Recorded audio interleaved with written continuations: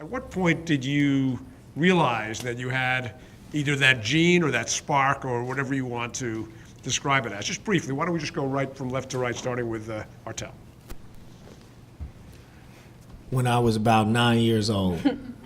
No, I'm serious because I remember looking at, I'm from Chicago, so I grew up in the west and south side of Chicago, pretty kind of tough environments. And I remember looking at my family members and looking at a lot of people that was in my immediate environment. And I remember thinking that these people weren't very happy.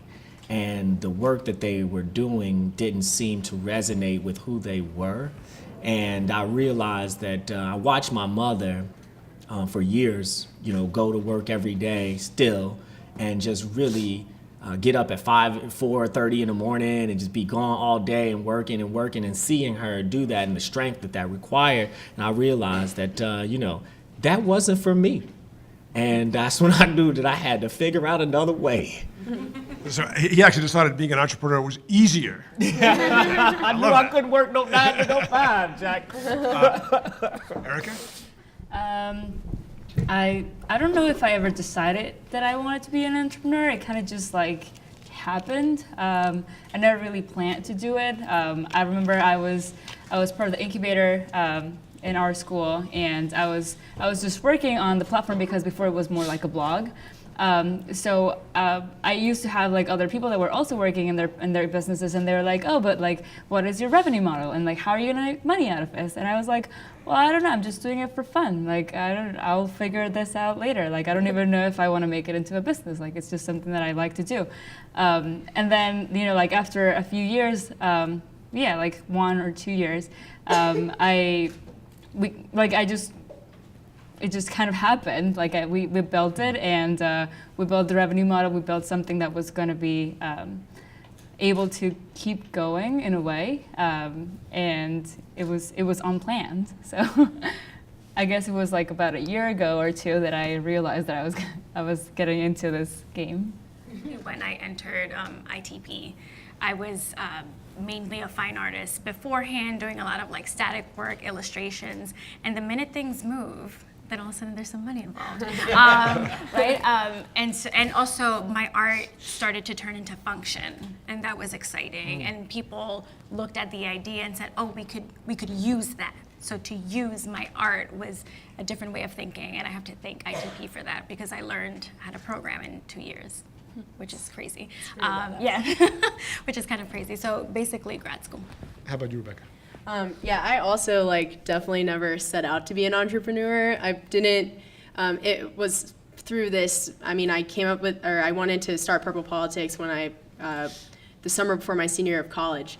It got to the point where when I was back at school and I was writing it as a blog essentially, I found myself skipping classes all day to work on this. And I was like, all right, if I'm skipping classes to do work on something, it's probably something I should consider doing, full time because I was so passionate about it. But something that's interesting now, it's so cool for me to reflect back because now that I'm an entrepreneur and in this startup world, it's really cool to look back and see now I can see certain things throughout my life that have sort of led me to where I am now, and I could see certain things that I liked to do or natural qualities that I had that I think are made me well suited for this kind of game. It's kind of well. What kind of qualities? Since we have people here who are budding entrepreneurs themselves, what kind of qualities, briefly? Well, so I've always been, I actually didn't do that well in school growing up. Unless it was something that I was super interested in or passionate about, then I worked my ass off on it. And I think that that's sort of the passion element, I think is something that's really across the board with entrepreneurs is because it's such hard work.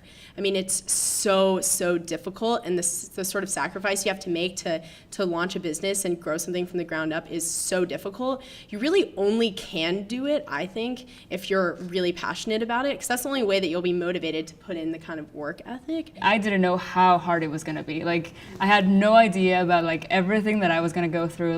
You have to do so many things with lawyers and accountants lessons and like trying to get everything together, and it's not an easy thing to do. And if you're in for the money, like I don't think that's what you should do. But like if you really have a passion or you're just like willing to sacrifice your life for it, I think that's kind of like the trades. Artel? Yeah, no, I agree with the fellow panelists.